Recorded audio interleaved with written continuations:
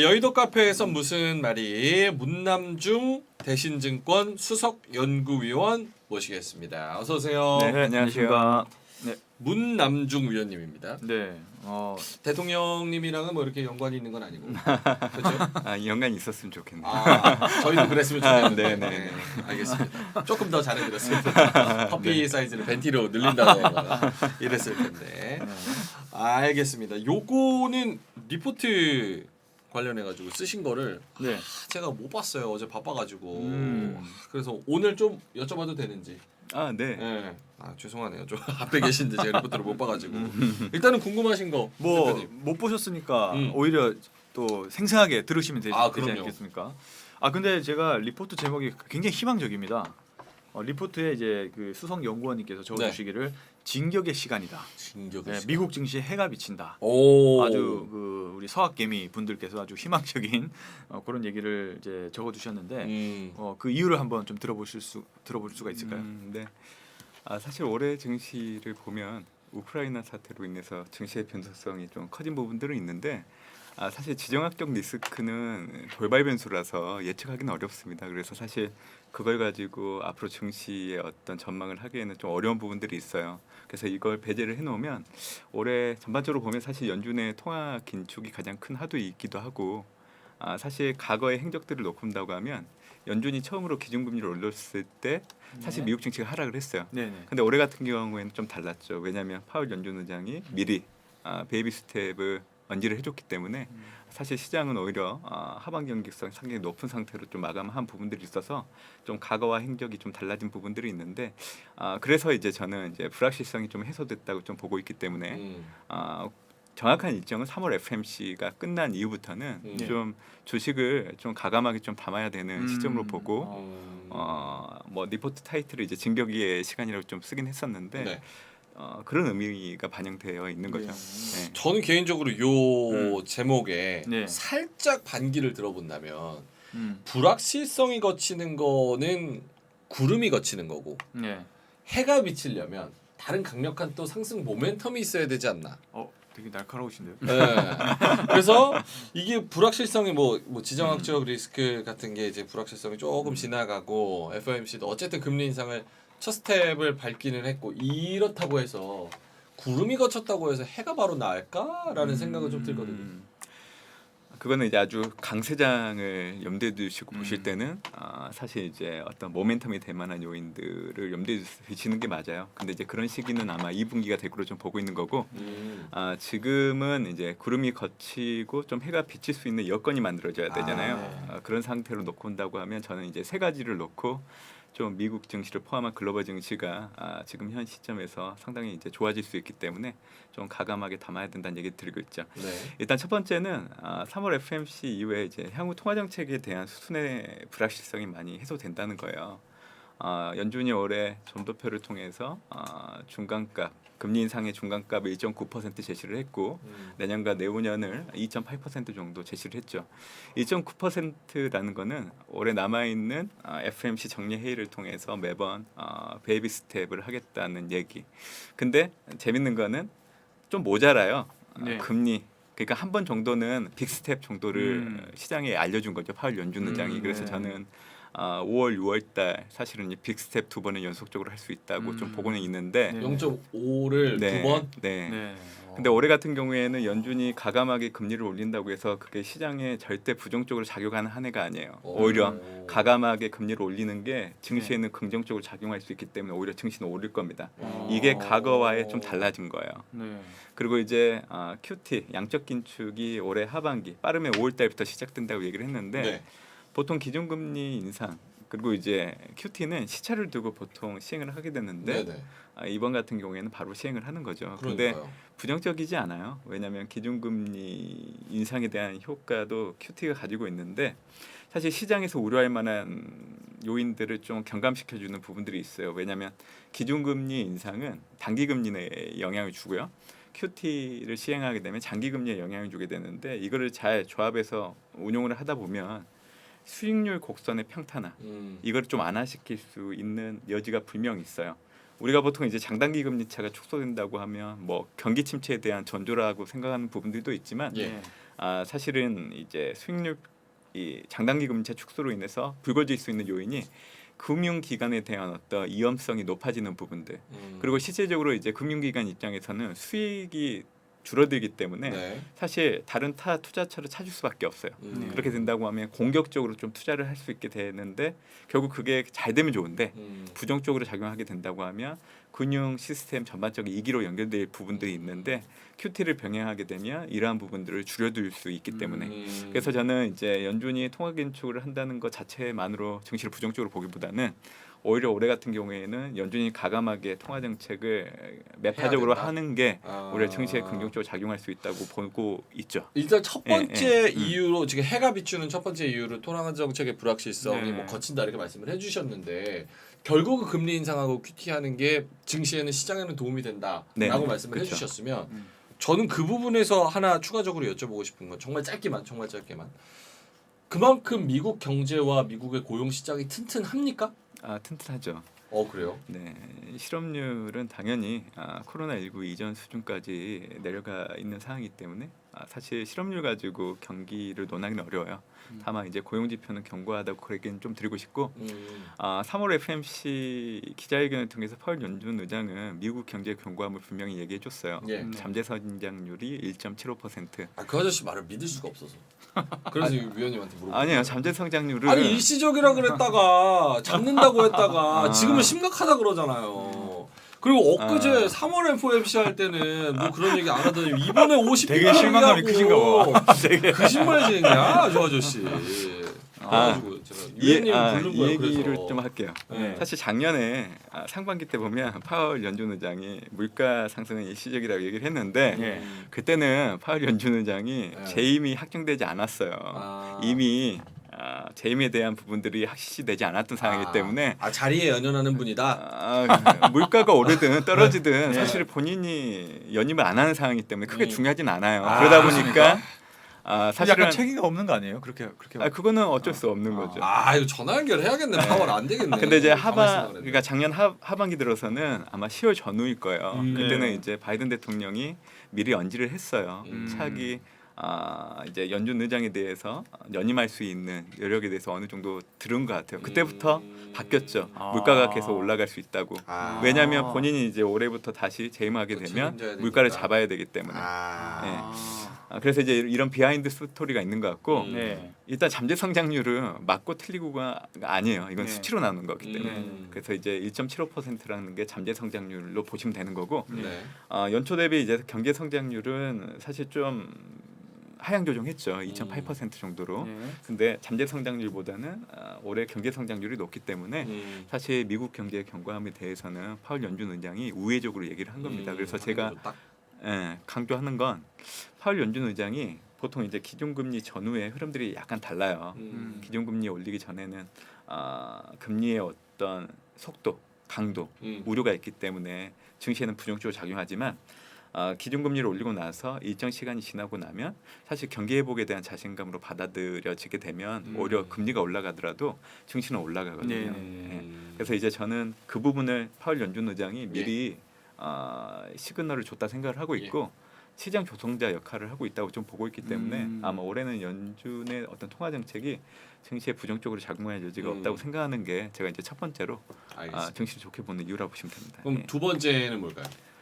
아무래도 이제 물가 우려죠. 우려. 물가가 올라가고 또 경기 둔화에 대한 우려가 높아지다 보니까 스태그플레이션에 대한 우려가 상당히 많이 높아진 네. 부분들이 있는데 사실 연준의 일관된 긴축 기조가 올해 계속 이어지잖아요.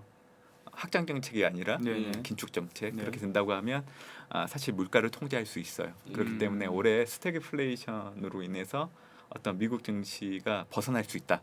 이게 두 번째 이유라고 보시면 될 것 같고 아마 이제 제가 이제 조금 후에 상세하게 말씀드리겠지만 간략하게 말씀드리면 과거 이제 49년 전에 1, 2차 오일 쇼크 시기가 있었잖아요. 예. 그때 보면 이제 각 국가들이 행했던 행위들이 좀 다른데 그때 이제 긴축 기조를 시행했던 국가들 같은 경우에는 물가를 잡으면서 안정된 모습들을 좀 보였던 사례가 있어요. 그래서 이걸 감안하면 스태그플레이션을 통제할 수 있다. 이게 두 번째 이유라고 보시면 됩니다. 예.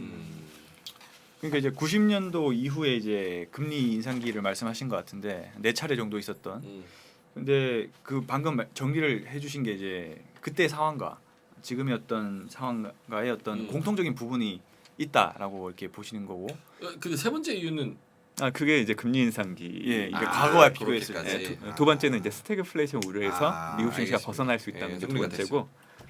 그래서 질문이 예, 그래서 이제 90년대 이후 방금 이제 세 번째 말씀해 주신 네. 이유가 이제 과거의 사례를 비교하시면서 이제 금리 인상기에서 이제 물가를 통제하는 사례가 있었다라고 이제 얘기를 해주신 것 같은데 그 부분을 좀 자세하게 이제 얘기를 해주신다라고 저는 생각을 합니다. 그래서 예. 현재 상황과의 어떤 공통점과 차이점을 좀 말씀해 주시면 감사하겠습니다.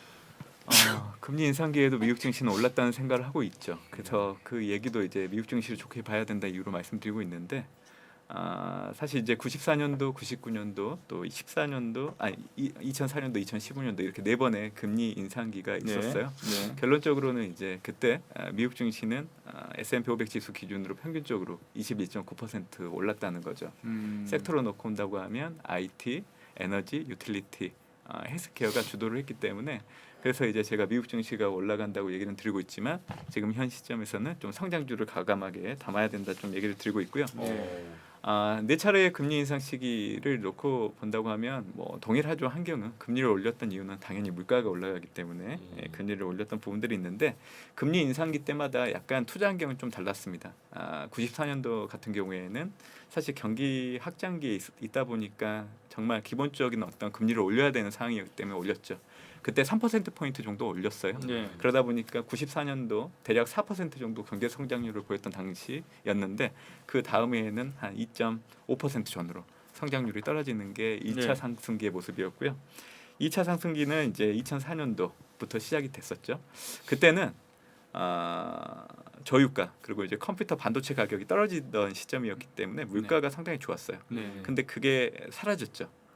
저유가 컴퓨터 반도체 가격이 떨어지는 게 사라지다 보니까 물가 불안 그리고 이제 증시가 상당히 호황이었죠. 네. 그러다 보니까 이제 그때 연준이 금리를 올리기 시작을 했었고 그때 당시는 이제 2003년도부터 경기가 좀 좋았죠. 왜냐하면 중국 수요가 있었기 때문에 유가를 비롯한 원자재 가격들도 상당히 강세를 보였고 그러다 보니까 그게 금리 인상의 원인이었던 것 같고 3차 인상기는 2004년도였죠. 그때는 이제 부동산 가격이 많이 올라갔고 물가 불안으로 인해서 연준이 좀 금리를 올렸던 거고 이제 네 번째 금리 인상기는 이제 최근에 있었던 금융위기 이후에 이제 2015년도 이후로 놓고 본다고 보시면 될 것 같은데 네.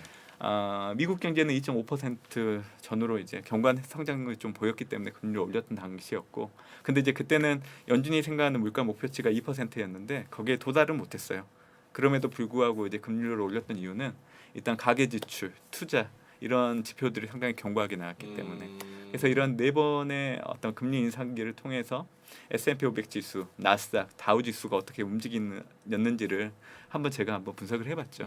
그래서 그 결론이 평균적으로 S&P 500 지수는 21.9% 올랐고 섹터로는 IT, 에너지, 유틸리티, 헬스케어가 많이 올랐기 때문에 네. 그래서 올해도 이 과거의 전철에서 크게 벗어나지 않을 거라고 생각을 하고 있기 때문에 네네. 지금 현재 상반기 3월 하반월 네. 지금 현 시점에서는 좀 성장률을 많이 담아야 된다 이 얘기를 좀 드리고 있는 상황이에요. 알겠습니다. 네. 그 지금 과거 사례를 다 분석을 해서 말씀을 해주셨는데 사실 정말 짧게만 요거 진짜 추가 질문이어서 이전 상황이랑 사실 현재 상황이 100% 똑같을 수는 없잖아요. 그런 의미로 봤을 때 예전에는 코로나도 없었고 전쟁 변수도 없었고 네. 그런 거를 다 변수에 대입을 하더라도 같은 예상치의 결과가 도출이 됩니까? 사실 이제 그 과거 1970년도 이후에 우리가 겪었던 글로벌 위기들이 몇 차례 있는데 사실 데이터가 존재하는 구간은 제2차 오일 쇼크 그리고 저축 대부조합 사태 그리고 닷컴 버블 그리고 금융위기 이렇게 4개 사례를 가지고 분석을 할 수가 있어요. 네. 그래서 이제 제가 그때 당시에 위기가 시작된 이후부터의 어떤 경기 순환을 평균 몇 개월 정도 지나갔는지를 한번 분석을 해봤는데 보통 이제 글로벌 경기, 미국 경기는 경기 호황에 들어가게 되면 평균적으로 5년 6개월 정도 지속되는 경향이 있어요. 6개월. 네. 그래서 코로나19 이후에 글로벌 경기, 미국 경기는 지난해 3월달 경기 호황에 들어갔기 때문에 평균적으로 5년 6개월 정도를 대입을 해보면 2026년 9월까지는 네. 글로벌 경기 그리고 미국 경기가 호황 국면에 있을 수밖에 없는 네. 상황이에요. 네. 그래서 이런 경기 순환과 주식시장 전개 과정은 상당히 이제 동일한 패턴으로 움직이는 경향이 있었기 때문에 이런 어떤 과거의 행적들을 놓고 본다고 하면 지금 현 시장 기준을 놓고 봤을 때 사실 우리가 주식 투자를 꾸준하게 해야 되는 이유들은 분명히 있어요. 아마 여러분들이 과거 뭐 10년 사이클 많이 들어보셨을 거예요. 항상 재미나게도 10년이 지나고 나면 항상 위기가 쇼크가 오고 네. 다시 경기는 살아나고. 네. 근데 이게 계속 반복되지만 사람들이 다 알고는 있어요. 네. 근데 또 최근에 보면 코로나19라는 갑자기 찾아와서 네. 동일하게 또 발생을 했고 이제 기껏해 한 2년 지나가고 있잖아요. 네. 그러면 최소한 8년 정도는 경기가 이제 좋아지는 그림 하에서 이제 증시도 계속 올라갈 수 있다는 거죠. 제가 마지막으로 좀 얘기 드리고 싶은 거는 네. 제가 말씀드렸던 미국의 경기 호황 국면에서 S&P 500 지수가 평균적으로 150% 정도 올랐어요. 지난해 3월달 미국이 경기 호황이 들어갔고 지난해 말을 기준으로 놓고 본다고 하면 S&P 500 지수가 평균 25% 정도 올랐거든요. 그러면 남아 있는 기간 동안에 대략적으로 S&P 500 지수는 125% 정도는 올라갈 수 있다는 거예요. 추가적으로. 예. 2026년까지 그렇죠. 말씀하신 거죠. 예. 그래서 이제 이런 것들도 한번 염두에 두시고 투자하시면 좋지 않을까 생각을 해요. 투자할 수 있는 좀 우호적인 환경으로 판단하고 있습니다. 네네네. 알겠습니다. 굉장히 중요한 말씀 해주신 것 같습니다. 120%까지 올라간다고 합니다. 2026년 네네. 이거 네. 박제되는 거 아시죠? 쇼츠에 박제된 거. 박제됩니다. 네. 알겠습니다. 궁금한 거 여쭤볼까요? 근데 이제 FOMC 얘기는 많이 해주신 것 같아요. 네네. 이제 또 지금 화두가 되는 게 국제유가 같습니다. 국제유가. 예. 지금 국제유가 110달러로 다시 한번 이제 폭등을 했는데 좀 어떻게 보시는지. 물론 이제 그 전망 자체는 굉장히 긍정적으로 보시지만 또 단기적으로라도 여기서 조금 더 뭐 지금 뭐 예를 들면 리포트 같은 걸 보면 뭐 200달러까지 갈 수도 있다. 지정학적 이슈 때문에 뭐 그런 말들이 좀 많이 나오는데 과거 석유 파동하고 이게 좀 차이가 있을까요, 연구원님? 지금은 이제 유가를 견인하는 요인이 지정학적 리스크잖아요. 예. 결국 그게 해소된다고 하면 유가는 떨어질 수밖에 없는데 저는 3월 하반월 이후의 증시를 좀 좋게 보는 이유들 중에 하나가 이 우크라이나 사태가 결국 우크라이나가 나토 미가입을 통해서 네. 군사 충돌은 좀 중단될 가능성이 있다고 좀 보고 있기 때문에 네. 그것도 이제 긍정적으로 보는 이유들 중에 하나예요. 음. 만약에 그렇게 된다고 하면 사실 유가가 더 올라갈 여지는 없죠.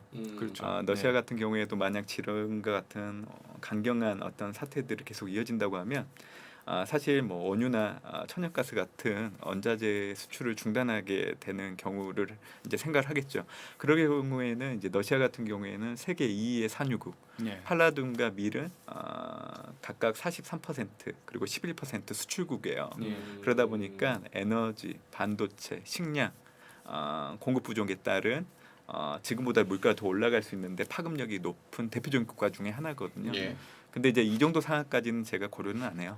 결국 말씀드렸다시피 완화될 수 있다는 걸 가정한다고 하면 아마 1분기 때가 유가가 가장 높았던 시점이라 생각을 하고 있고 2분기 때부터는 좀 떨어질 수 있다는 생각을 좀 하고 있는 부분들이 있어요.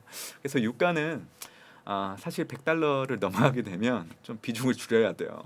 더 올라간다 생각하고 담는 게 아니라 네네네. 1분기를 피크로 2분기 때부터는 떨어질 수밖에 없다고 생각을 하고 있기 때문에 그리고 이제 연준이 5월달, 6월달 저는 이제 기본적으로 빅스텝을 2번 연속적으로 하려고 한다는 걸로 가정을 하고 있는데 만약에 우크라이나 사태가 완화된다고 하면 5월, 6월 정례 회의 이제 남아 있는데 2번이 아니라 1번 정도. 그걸 가정하는 데도 영향을 줄 수 있는 변수로 좀 생각을 하고 있죠. 아무래도 빅스텝이 되게 되면 원자재 가격도 좀 그렇죠. 물가를 될 잡을 수밖에 수 없다. 있는. 네. 그렇게 많이 보시더긴 하더라고요. 유가 측면에서 그냥 냉정하게 유가만 놓고 봤을 때 이렇게 유가가 이제 뭐 90달러가 넘어가서 100달러, 110달러 뭐 이렇게 되면 너무 가격이 높아서 파는 사람 입장에서도 요게 사는 사람이 친환경 에너지로 넘어갈 유인이 굉장히 크고 그리고 뭐 70달러, 90달러 정도가 돼야지 딱 마진도 남으면서 어느 정도 팔리기도 많이 팔리면서 가장 좋은 골디락스 가격대가 형성이 수요대가 된다라는 좋다. 게 맞아요. 맞는 얘기죠. 사실 유가가 너무 높으면 글로벌 경기가 둔화되는 또 요인으로 작용할 수 있어요. 높은 가격에 수요가 줄어들 수밖에 없는 상황이거든요. 그래서 사실은 이제 국제 유가가 60달러 정도 되는 게 네. 공급자와 수요자 사이에서 가장 적당한 가격대예요. 그러니까 공급자 입장에서도 마진도 남고 수요자 입장에서도 네네. 부담 없이 사용할 쫙쫙 수 쓸 수 있는. 있고. 예. 그래서 이제 60달러 전후가 사실은 지금 현재 유가가 지향을 해야 되는 가격대이긴 하는데 지금은 이제 지정학적 리스크로 사실 그 범위를 벗어나 있는 거기 때문에 비이성적인 가격인 거죠. 그래서 이런 상황에서 더 유가가 올라갈 수 있다고 얘기하는 거는 앞으로 우크라이나 사태가 어떤 3차 대전으로 가는 걸 염두에 두는 가정을 해야 갈 수 있다는 거죠.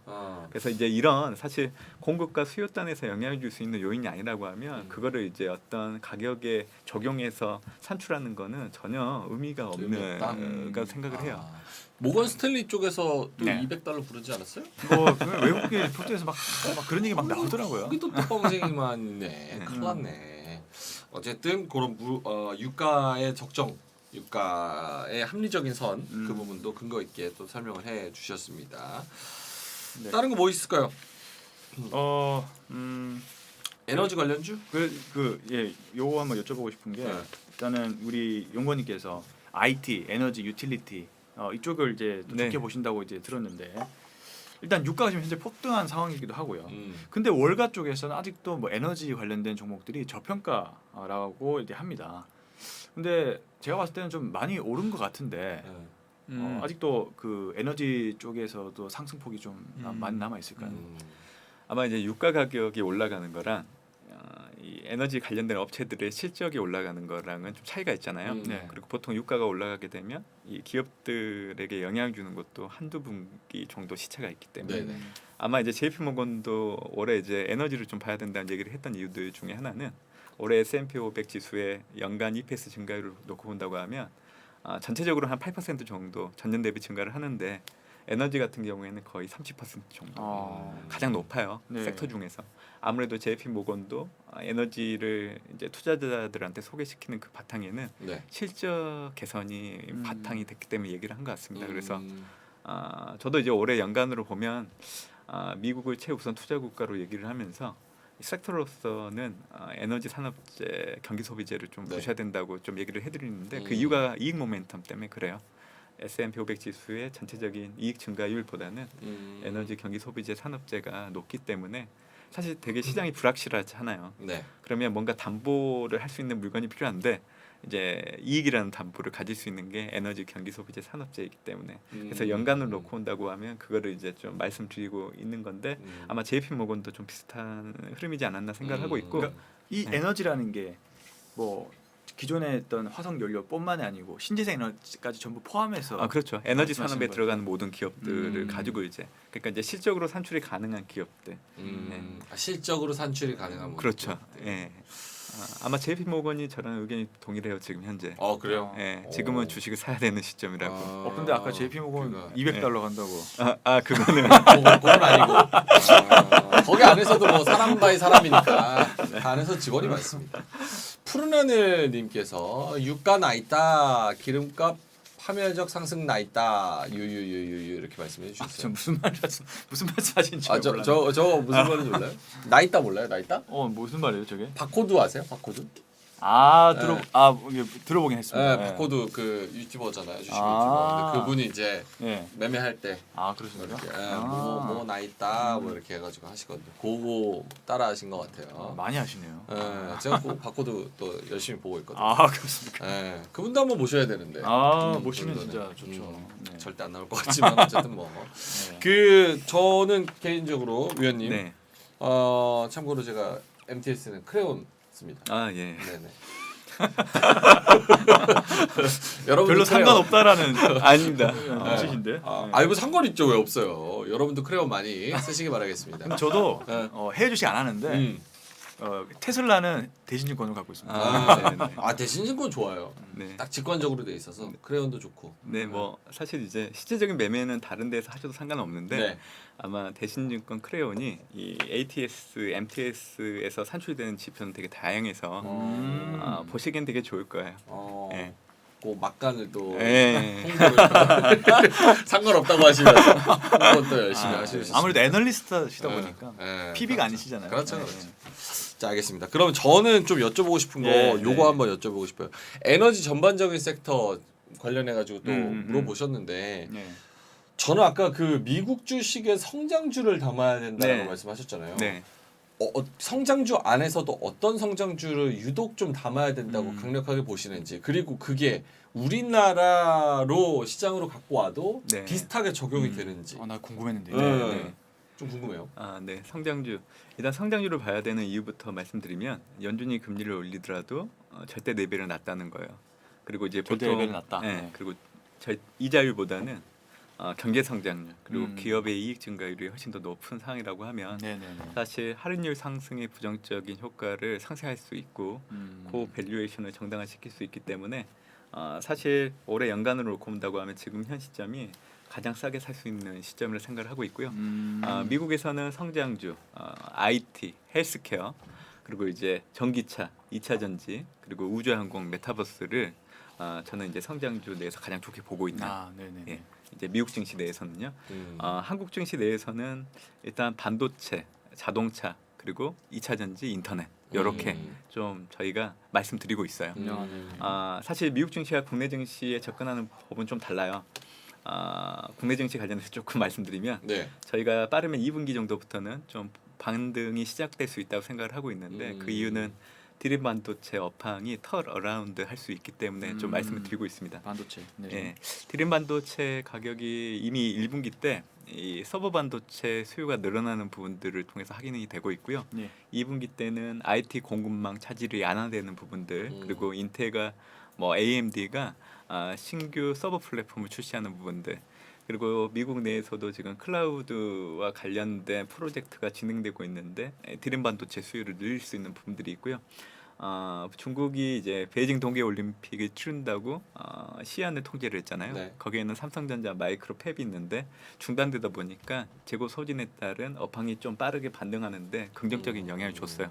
그러다 보니까 2분기 때는 좀 디램 업황이 더 어라운드 할 수 있다고 보고 있기 때문에 사실은 이게 국내 증시도 반등으로 좀 돌아설 수 있다 얘기를 좀 드리는 거고요.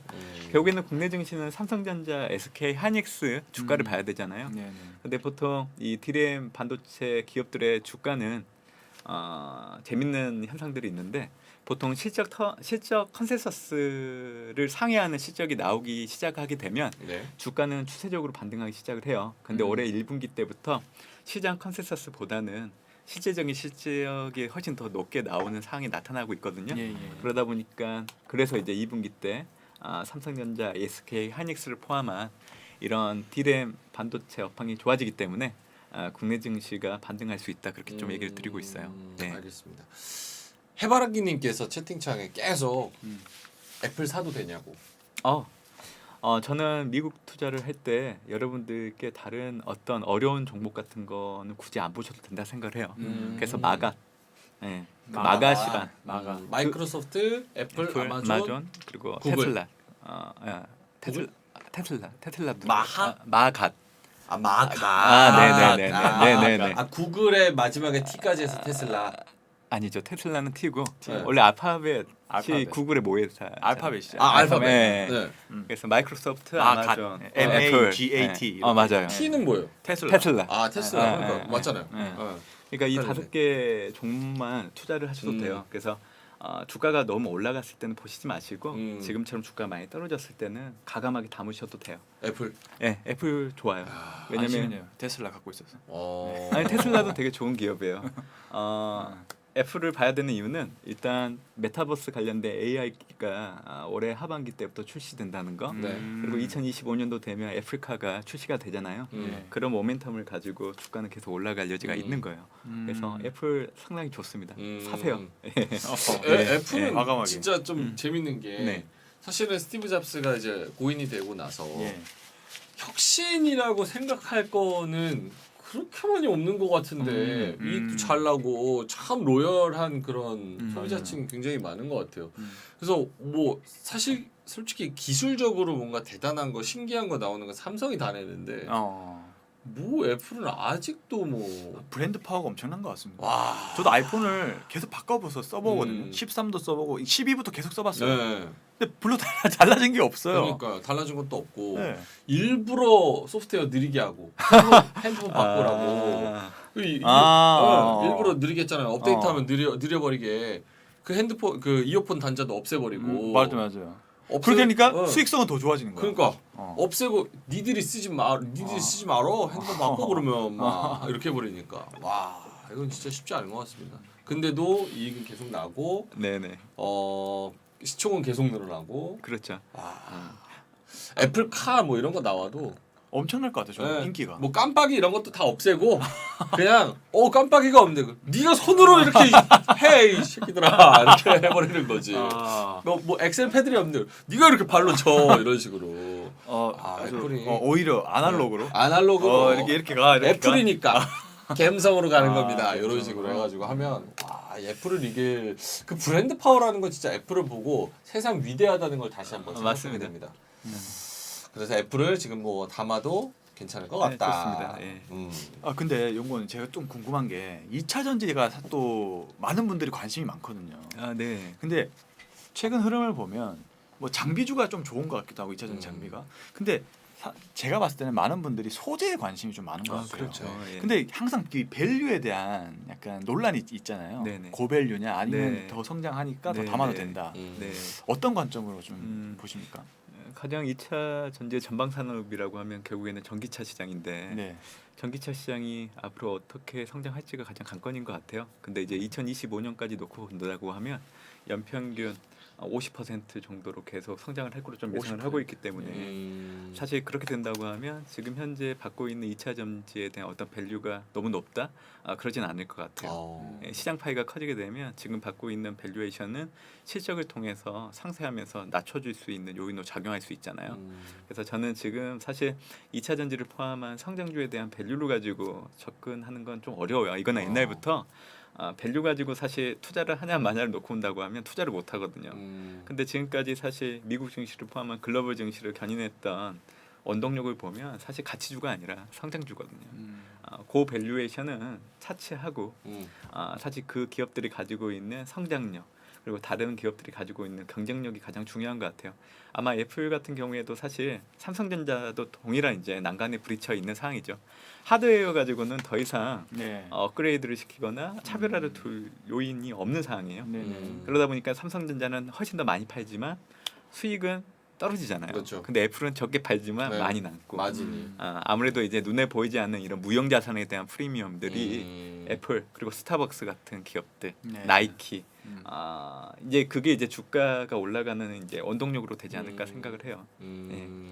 사실 보니까 LNF 같은 경우가 거의 소재 대장주격인데 제가 많이 조정받을 줄 알았거든요. 근데 생각보다는 조정이 그렇게 세게 안 받았네요. 시장이 그렇게 힘들었음에도 아니 그 불구하고. 전에 뭐 미리 떨어졌으니까 너무 많이 고점에서 물린 분들은 힘든 분들 많아요. 힘들겠죠. 근데 생각보다는 이제 생각보단 조금 괜찮다. 덜 떨어진 것 같아요. 자식 좀 회복을 좀 하고 있는 것 같아서 소재도 괜찮아 보이네요. 예전에 제가 있던 방송국에서 그 이거 한 3년 전인가 그런 것 같은데 그 분장하시는 분이 주식 뭐가 좋냐. 그래서 요즘 에코프로비엠 얘기 많이 하더라. 그런 얘기를 했었어요. 그게 이제 13만 원대 막 요때였어요. 그래가지고 너무 비싼 거 아니에요? 이랬는데 뭐 어쩌고 저쩌고 이렇게 했는데 뭐 제가 뭐 추천을 못 드리잖아요. 제가 뭐라고 그랬는데 이제 지금 뭐 35만 원 넘게 40만 원 뭐 이렇게 갔다가 훨씬 뭐 그랬으니까 그 뒤로 제가 그분을 이제 분장실에서 본 적이 없는 거예요. 그만뒀나? 모르겠어요. 부자 돼서 딴 데 가셨나 봐. 그래가지고 나는 얘기를 하고 왜 나는 안 샀을까? 항상 그래요. 추천하고 자기는 안 사죠. 어떻게 뭐 애플 사실 거예요? 추천하시고 사셔야죠. 예, 저는 이미 미국 투자를 하고 있죠. 근데 애널리스트들은 개별 종목을 사기가 좀 어려워요? 내부 컴플 때문에 어려운 부분들이 있어서 ETF를 통한 투자를 합니다. 그래서 뭐 저도 뭐 나스닥 지수를 추종하는 ETF 같은 것들을 실질적으로 투자를 하고 있기 때문에 실질적으로 저는 이제 언행 일치를 하고 있죠. 언행 일치. 파월 아닙니다. 모건 스탠리 아닙니다. 언행 일치가 되는 분을 모셨습니다. 저희는. 파워를 약간 간접적으로 까시는. 파워는 안 됩니다. 그렇구나. 그러면은 요거는 살짝 좀 뭐 민감한 질문일 수도 있는데 미국 주식이랑 뭐또 의견차가 주관적인 거니까 미국 주식이랑 우리나라 주식이랑 지금 놓고 봤을 때는 어디가 더 낫다고 보세요? 투자하기가. 작년 하반기 때의 증시의 모습들을 보면 디커플링이라는 단어를 떠올리실 수가 있을 거예요. 네. 아마 저희가 지금 현재 전망하는 거를 염두에 둔다고 하면 일단 미국을 중심으로 선진국 증시는 계속 올라갈 가능성이 있는데 네. 신흥국 증시는 사실 정체될 가능성이 상당히 높다고 봐요. 아까 한국 증시도 2분기 때는 디램 반도체 업황 턴 어라운드 때문에 반등이 가능하다고 얘기를 했지만 그게 추세적으로 이어질지에 대해서는 좀 의문점이 있어요. 왜냐하면 우리가 이제 과거 미래를 전망을 하려고 하면 사실 과거의 어떤 행적들을 놓고 분석하는 게 사실 미래를 예측하는데 좀 도움이 되는 경우가 네, 상당히 네, 많거든요. 네. 과거 얘기를 좀 할게요. 2010년도 이후를 놓고 본다고 하면 금융위기 이후에 미국 증시는 계속 올랐단 말이에요. 네. 근데 이제 우리나라 증시는 2012년도에서 2016년도 그 사이에 박스권 내에서 그렇습니다. 계속 등락을 네. 했던 상황이거든요. 그러니까 이제 우리나라 증시도 뭔가 경제를 성장할 어떤 새로운 원청력이 될 만한 산업들이 부각되지 않는다고 하면 사실 지수가 올라가기에는 좀 부담이 있다고 생각을 하고 있는 거죠. 그래서 저는 이제 투자자분들에게 좀 국내 투자보다는 좀 미국을 중심으로 투자하는 게 좀 좋지 않을까 생각을 해서 아까 말씀드렸던 성장주, IT 헬스케어, 뭐 전기차, 2차 전지, 우주항공, 메타버스 이런 대표된 기업 아니면 대표되는 ETF를 중심으로 좀 투자를 하시는 게 좀 더 낫지 않을까 생각을 하고 있어요. 이건 좀 약간 디테일한 얘기인데 미국 주식은 세금도 떼잖아요. 네네. 그 세금 떼도 더 많이 남는다는 말씀이세요? 제가 항상 이 세금 문제를 가지고 드리는 얘기가 있어요. 세금이 민감하죠. 당연히 그냥 굳이 안 내도 될 것 같은 돈이 나가니까 내 주머니에서. 근데 이제 그거는 이제 22%라는 세금에 집중하기 때문에 그런 생각이 드는 거고 반대로 나머지 부분을 내가 수익을 얻는다고 생각을 해보면 사실 그게 이제 세금은 조금밖에 안 되는구나 정도로 생각이 들 수 있잖아요. 그러니까 생각의 발상의 전환을 좀 하시면 좋을 것 같아요. 어차피 내야 되는 세금이잖아요. 그럼 기분 좋게 내면 좋잖아요. 알겠습니다. 예, 예. 제가 우매했군요. 아니. 알겠습니다. 요거 제가 지금 네. 시간이 없나요? 짧게만? 짧게만. 네. 근데 보내드려야 이제 되니까. 그 약간 이제 저도 민감한 질문일 수 있는데 우리나라가 이제 사실 정권이 바뀌었지 않습니까? 예, 바뀌었는데 아무래도 근데 이 보수 쪽 정권은 기업 규제 완화라든지 맞습니다. 이런 이제 정책적인 부분이라든지 그러니까 이런 이제 규제를 완화시키는 방향으로 제가 가는 걸로 알고 있는데 좀 이렇게 되면은 그 어떤 기업의 어떤 펀디멘탈적인 영향이 좀 좋아지는 흐름이 나올 수 있지 않을까요? 어떻게 좀 생각하시는지? 맞는 얘기 해주셨어요. 원래 보수 정권은 친시장적인 정책들을 많이 펼치기 때문에 네. 아마 기업들 입장에서는 아마 뭐 증시 입장이겠죠. 네네네. 긍정적인 부분들은 좀 많이 있는 것 같고요. 저는 이제 아무래도 이제 코로나19라는 게 발생했던 게 지금 현 시점에서는 사실 미래를 염두에 둔다고 하면 좀 긍정적으로 작용한 부분들 분명히 있다고 생각을 해요. 왜냐하면 대면에서 비대면 산업의 개화를 열어줬던 게 네. 이기긴 하지만 네. 또 기회가 될 수 있는 변수라고 생각을 하고 있기 때문에 그래서 우리나라도 보면 지금 차기 정부의 정책들이 대부분 비대면 산업과 관련된 지금 없는 새로운 산업들에 대한 투자를 독려하는 정책들을 많이 꺼내들고 있는 것 같아요. 그래서 제가 아까 말씀드렸던 성장주에 들어가는 네네. 범위에 대한 정책들도 많이 꺼내들고 있잖아요. 음. 그래서 저는 뭐 증시에는 그렇게 부정적으로 작용할 여지는 없다 고 생각을 해요. 그러니까 그래도 박스권은 뭐 그런 정권 창출에 관계 없이는 조금 2분기 이후는 박스권의 가능성이 높다라고 보시는 거죠. 네. 물론 이제 정책 효과는 일시적이라 생각을 하고 있고 일시적으로 아마 이제 주가를 결정하는 거는 사실 실적과 같은 펀더멘탈이잖아요. 네, 그래서 그 실적이 뒷받침되어야 아마 우리나라 증시도 한번 레벨업 될 수 있다 생각을 하고 있는 거고 중요한 거는 우리가 마디 지수라는 게 있잖아요. 1000포인트, 2000포인트, 네. 3000포인트. 근데 잘 생각을 해보면 이 마디 지수를 한번 상회를 하고 나서 그거를 다음 마디 지수로 넘어가려고 하면 네. 시간이 필요해요. 음. 아마 그거는 코스피 지수를 좀 길게 좀 시계로 열어놓고 네. 보시다 보면 제가 어떤 얘기를 하는지 알 거예요. 아마 단번에 3천에서 4천으로 가기는 어려울 겁니다. 그러면 어떻게 해야 다음 레벨로 넘어갈 수 있을까요? 넥스트 레벨. 네. 저는 사실 이제 반도체 이후의 산업을 제약과 바이오로 좀 보고 있는데 네. 사실 이제 반도체라는 거는 기업이 돈이 있으면 투자가 가능해요. 그거를 이제 삼성전자가 했고 네. 보여줬잖아요. 예. 근데 이제 제약바이오는 돈이 있다고 살 수는 없어요. 왜냐하면 글로벌 제약사들의 이런 파이도 크고 그리고 이제 그 동안의 어떤 R&D를 통한 부분들에 대한 어떤 부가가치도 상당히 크기 때문에 돈이 있다고 해서 살 수는 없거든요. 그래서 이제 저는 그 부분을 좀 걱정을 하고 있어요. 만약에 이제 제약바이오와 관련된 국내를 대표하는 기업들이 생긴다고 하면 아마 국내 증시는 지금보다 4배로 높아갈 수 있다고 생각을 하는데 아직은 그게 좀 불투명하다고 생각을 하고 있어서 제약바이오 산업이 예, 중요하다. 예, 저는 그렇게 좀 보고 있어요. 네. 알겠습니다. 네. 오늘 또 문남중 수석 연구원님 좋은 말씀 굉장히 많이 네, 해주셨고 많은 도움이 매크로부터 됐습니다. 마이크로까지 네, 맞습니다. 여러 가지 이야기들을 해주셨습니다. 제가 더 열심히 크레온으로 ML을 더 많이 네. 하겠습니다. 어떻게 오늘 좀 괜찮으셨나요? 네. 예, 오래간만에 편한 방송 좀 나온 것 같아요. 예, 많이 좀, 편하셨어요? 예, 아주 많이 편했어요. 다음번에 저희가 네. 전기장판 준비하고 누워서 하시기 바라겠습니다. 네네. 자, 알겠습니다. 오늘 대신증권 리서치센터 문남중 수석 연구위원 여기서 좀 보내드리도록 하겠습니다. 오늘 좋은 말씀 너무 감사합니다. 네, 감사합니다. 더 많은 영상을 보고 싶으면 이쪽, 구독을 원하시면 이쪽을 눌러주세요.